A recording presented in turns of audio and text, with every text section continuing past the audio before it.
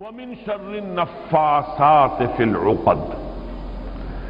اور پھونک مارنے والیوں کی شر سے کہ جو گرہوں پر عقدوں پر پھونک مارتی ہیں۔ یہ ہے وہ جادو اور ٹونے کا معاملہ، جادو ٹونا ٹوٹکا۔ اس میں نفاسات کیوں آیا؟ جادوگر تو مرد بھی ہوتے ہیں، عورتیں بھی ہوتی ہیں، اس کے بارے میں مختلف تعبیرات کی گئی ہیں۔ چونکہ ان کے نفوس کی یہ شرارت ہے، لہذا نفس کی طرف نسبت دیتے ہوئے اسے مؤنث بنایا گیا، یا چونکہ ان کی جماعتیں ہیں، ان کے گروہ ہیں، لہذا ایک جماعت کے لیے لفظ مؤنث کہا جاتا ہے عربی زبان میں، تو شاید اس کے اعتبار سے نفاسات کہا گیا۔ ایک رائے یہ بھی ہے کہ عاصم ابن لبید کی بہنیں اور بیٹیاں خاص طور پر ماہر تھیں، اور جو جادو اس نے کیا حضور صلی اللہ علیہ وسلم پر، اس میں وہ بھی شامل تھی، اس لیے شاید یہ نفاسات کا لفظ آیا ہے۔ بہرحال اس پر ہمارے تمام مفسرین کا اجماع ہے کہ اس سے مراد ہے جادو کے لیے، ٹونے کے لیے، ٹوٹکے کے لیے کچھ پھونک پھونک کر گرہوں پر پھونکے مارنا اور گرہ لگانا۔ عقد یہ جمع ہے عقدے کی، عقدہ کہتے ہیں گرہ، تو عقدہ جمع اس کی عقد، گرہوں پر پھونکے مارنے والیوں کے شر سے رب الفلق کی پناہ میں میں آتا ہوں۔ یہ معاملہ جو ہے میں چاہتا ہوں کہ ذرا ایک اس کی لغوی بحث سمجھ لیجئے، نفس کسے کہتے ہیں۔ اب یہاں بھی آپ دیکھیں گے نفس اور نفخ، نفخ قریب ہے، یہ نفس سا جب آئے گا تو وہ سین نہیں ہے، ویسے تو لفظ نفس بھی اس کے قریب ہے۔ نفس تنفس، سانس لینا، سانس میں بھی یہ ہوا جو ہے اندر جاتی ہے باہر آتی ہے، لیکن نفخ کے معنی پھونک مارنا۔ نفخ اس کو کہتے ہیں پھونک کو جس کے ساتھ کوئی تھوک وغیرہ شامل نہ ہو۔ نفس وہ ہے جو زور کے ساتھ پھونکا جائے، پھونک ماری جائے تو کچھ نہ کچھ لعاب جو ہے اس کے ساتھ شامل ہو جاتا ہے۔ تفل کہتے ہیں باضابطہ پھونکنے کو۔ تو نفس جو ہے یہ نون فا اور سا، یہ نفس جو ہے نفخ اور تفل کے مابین کی شے ہے۔ جب زور کے ساتھ پھونک ماری جاتی ہے تو کچھ نہ کچھ لعاب جو ہے اس کے ساتھ شامل ہو جاتا ہے، یہ ہے نفس، پھونکے مارنا شدت کے ساتھ، زور کے ساتھ۔ اور اس میں بھی میں یہ سمجھتا ہوں کہ وہی کہ جو بھی انہوں نے جو کچھ پڑھا ہے ان کلمات کے اندر جو بھی خرابی ہے، اس کے ساتھ ساتھ وہ جنہوں نے ریاضتیں کی ہوئی ہیں، مشقیں کی ہوئی ہیں، ان کی اپنی انرجی کا جو ایک حصہ ہے وہ اس پھونک کے اندر شامل ہو کر وہ اس جادو کا ذریعہ اور سبب بنتا ہے۔ نفاسات فی العقد، یہ ایک صرف طبقہ ہے دور جدید میں کہ جو اس جادو کو اور حضور صلی اللہ علیہ وسلم پر بالخصوص جادو کے اثر ہونے کی نفی کرتا ہے۔ یہ وہ جدید معتزلہ یا ریشنلسٹ گروپ جو ہمارے ہاں پیدا ہوا ہے، جس کے امام اول اس بر عظیم پاک و ہند میں سر سید احمد خان تھے۔ انہوں نے جنوں کا وجود بھی علیحدہ نہیں مانا، جن بھی انسان ہی ہے، زیادہ مشتعل مزاج انسانوں کو جن کہہ دیا گیا، استعارتاً کہہ دیا گیا، آگ سے بنائے گئے۔ جیسے ہم کہہ دیتے ہیں کہ فلاں شخص غصے سے آگ بگولا ہو گیا، وہ آگ تو نہیں ہو جاتا، انسان ہی رہتا ہے، لیکن یہ کہ جو انسان مشتعل مزاج ہو، کہہ دیا گیا کہ وہ آگ سے پیدا کیا۔ بہرحال انہی کا ایک ذہن ہے جو ہمارے ہاں مختلف شاخیں جو ہیں، مثلاً قادیانیوں نے جو تفسیر لکھی ہے وہ مختلف تفسیریں، اور اس میں مولوی محمد علی کی تفسیر کا تو شہرہ بھی بہت ہے، اس لیے کہ واقعہ یہ ہے محمد علی لاہوری، اس شخص نے چونکہ تفسیر رازی سے، امام رازی نے الفاظ کی لغت کی جتنی بھی شرح کی ہے، لغوی شرح، وہ سب کی سب نقل کر دی ہے۔ اب وہ لوگ سمجھتے ہیں کہ بہت علم کا خزانہ ہے، بہت بڑی کوئی شے ہے یہ، تو اس کا بڑا اثر ہوا ہے اور اس سے کافی لوگوں نے اثر قبول کیا۔ پھر علامہ مشرقی، ان کا فکر وہی جدید سائنٹیفک ریشنلزم، اسی طریقے سے پرویز صاحب، ان کا فکر، اور کچھ درجے میں جیسا کہ میں بار بار ذکر کرتا رہا ہوں مولانا اصلاحی صاحب بھی اس فکر سے متاثر ہیں۔ مختلف جگہوں پر حدیثوں کا معاملہ جہاں ان کا آتا ہے، اس میں یہ اگر تجزیہ کریں گے تو معلوم ہوگا کہ وہی اصل بات ہے۔ چنانچہ اس میں انہوں نے کافی مذمت کی ہے ان لوگوں کی کہ جو اس جادو وغیرہ کے معاملے کو اس طریقے سے تسلیم کرتے ہیں۔ حالانکہ علمی بحث کا تقاضا یہ تھا کہ ان احادیث پر نقد کریں، جرح کریں، لیکن پھر بھی کم سے کم اس معاملے میں میں نے دیکھا کہ انہوں نے اجمالاً کچھ تھوڑا سا مان بھی لیا ہے، لیکن یہ کہ عام قاری جب پڑھے گا ان کی بحث کو تو وہ اس کی نفی کی طرف ہی راغب ہوگا، لیکن یہ کہ اگر بہت ہی گہرائی میں دیکھا جائے تو کچھ مانا ہے انہوں نے اس میں، اور اس کا سبب میں بیان کر چکا ہوں۔ مولانا فراہی جن کی عظمت کا میں بہت قائل ہوں، قرآن مجید پر جو محنت انہوں نے کی ہے، جس طرح مائکروسکوپ لگا کر وہ اس کے ایک ایک لفظ کو سمجھنے کی کوشش کرتے ہیں، بہت کم انہوں نے تصانیف کی ہے، اور جو بھی ہم تک پہنچی ہیں واقعہ یہ ہے کہ ان کی دقت نظر اور ان کی محنت اور ان کا شغف، ان کا ذوق و شوق، ان سب کی پوری گواہی ان کی تصانیف سے ملتی ہے۔ لیکن سر سید کا قرب رہا، علی گڑھ میں رہے،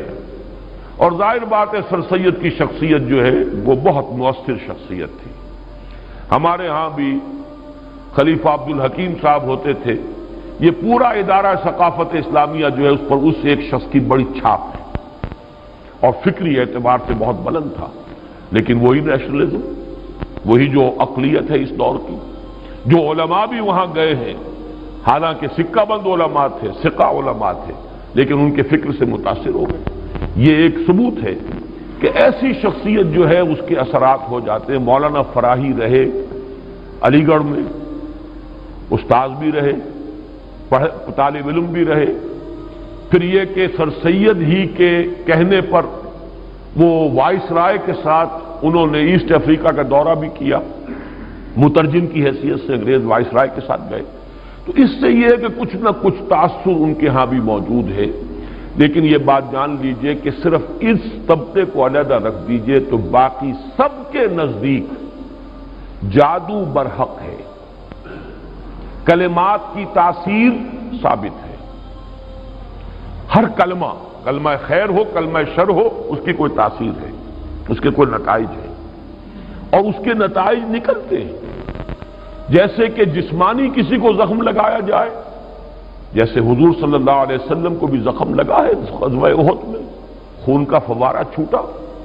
زیادہ خون بہہ گیا تو غشی بھی طاری ہوئی، سب کچھ ہوا، دندان مبارک شہید ہوئے۔ جیسے جسم اطہر پر یہ اثرات جو ہیں خارجی حملوں اور خارجی جو زخم لگے ہیں ان کے ظاہر ہوئے، اسی طرح یہ مانوی قسم کا جو حملہ تھا اس کا بھی نبی اکرم صلی اللہ علیہ وسلم پر اثر ہوا ہے۔ یہ صحیحین کی روایات سے ثابت ہے، اور میں یہ سمجھتا ہوں کہ اس سے انکار کرنا در حقیقت یہ اس دور کے بڑے فتنوں میں سے ایک فتنہ ہے۔ جو چیز اس طریقے سے ثابت ہو جائے، اور اس میں کہ عقلی اعتبار سے خود قرآن سے ثابت ہے، اس لیے کہ حضرت موسیٰ علیہ السلام پر بھی جادوگروں کے جادو کا اثر ہوا، قرآن میں ثابت ہے۔ جب مقابلہ ہوا ہے، اور حضرت موسیٰ علیہ السلام کا معجزہ بھی یہی تھا نا کہ عصا ڈالتے تھے زمین میں، وہ اژدہا بن جاتا تھا، حیۃ تسعیٰ، سانپ ہے ہلنے والا چل رہا ہے، اور وہی کچھ انہوں نے کر کے دکھا دیا عارضی طور پر۔ جادوگر آئے، انہوں نے اپنی چھڑیاں اور اپنی رسیاں پھینکی، اور وہ بھی نظر آئیں، سب کو نظر آئیں کہ جیسے سانپ ہے چل رہے ہیں، جیسے سب کو نظر آئیں حضرت موسیٰ کو بھی نظر آئیں۔ جیسے نظر بندی آپ کہتے ہیں، نظر بندی سب کی ہوئی تو حضرت موسیٰ کی بھی ہو گئی۔ عصمت انبیاء سے یہ کوئی شے بعید نہیں ہے، معلوم ہوا کہ قرآن سے ثبوت مل رہا ہے۔ اور جیسے حضرت موسیٰ علیہ السلام کے بارے میں تو یہاں تک ہے فَأَوْجَسَ فِي نَفْسِهِ خِیفَةً موسیٰ، ایک خوف پیدا ہوا اندر، اور خوف جو ہے بالکل سمجھ میں آتا ہے، معقول بات ہے، منطقی بات ہے کہ فوراً یہ اثر ہوا ہوگا کہ یہ تو وہی کچھ انہوں نے کر کے دکھا دیا جو اللہ تعالیٰ نے مجھے عطا فرمایا تھا معجزہ۔ دیکھنے والوں کو تو وہی کچھ نظر آ گیا، فرق کیا ہوا؟ ڈگری کا فرق رہ جائے گا شاید۔ لیکن یہ کہ جب اللہ تعالیٰ نے فرمایا ہے موسیٰ لا تخف انک انت الاعلیٰ، گھبراؤ نہیں، تم ہی جیتو گے، تم ہی سربلند رہو گے، گھبراؤ نہیں، خوف محسوس نہ کرو، ذرا جو تمہارے ہاتھ میں اسے ڈالو تو صحیح، الق ما فی یدک، الق عصاک، پھینکو۔ اور اب اس اژدہا نے جو حضرت موسیٰ کے عصا سے بنا ہڑپ کر لیا ان تمام سانپوں کو جو نظر آ رہے تھے، تو معلوم ہوا کہ یہ جادو تھا، اور یہ جادو نہیں کوئی اور شے ہے۔ اور یہ بھی میں نے بارہا عرض کیا ہے کہ یہ بات، یہ حقیقت بھی منکشف انہی پر ہوئی جو جادوگر تھے، دوسرے والوں کو تو دیکھنے کو یہی پتا چلا ہوگا یہ بڑا جادوگر یہ چھوٹے جادوگر، اور کیا، بڑا جادوگر غالب آ گیا، چھوٹے جادوگر جو ہے نا ہار گئے۔ بڑے جادوگر نے جو جادو پیدا کیا اس نے ہڑپ کر لیا چھوٹے جادوگروں کے جادو کو، تو زیادہ سے زیادہ ان کے ذہن میں تو یہی بات آئے گی۔ لیکن جادوگر جانتے تھے یہ شے کچھ اور ہے، یہ جادو نہیں ہے، اس لیے کہ ہر ماہر فن اپنے فن کی لیمیٹیشنز کو جانتا ہے۔ یہ تو اسٹیفن ہاکنگ سے پوچھئے کہ فزکس کی اس وقت کیا لمٹ ہے جس سے آگے فزکس نہیں جا سکتی،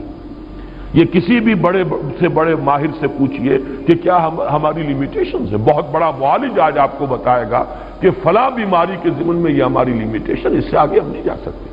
فرض کیجئے ایک دم کوئی اس سے 1000 گنا آگے کی کوئی بات آ جائے تو اسے معجزہ کہا جائے گا، یہ معجزہ ہے، یہ کوئی اور شے ہے۔ یہ انسانی علم اور سائنس کی ترقی کا معاملہ نہیں ہے۔ انسانی علم اور انسانی سائنسی ترقی جو ہے وہ تو قدم بقدم آگے بڑھتی ہے، سٹیپ بائی سٹیپ،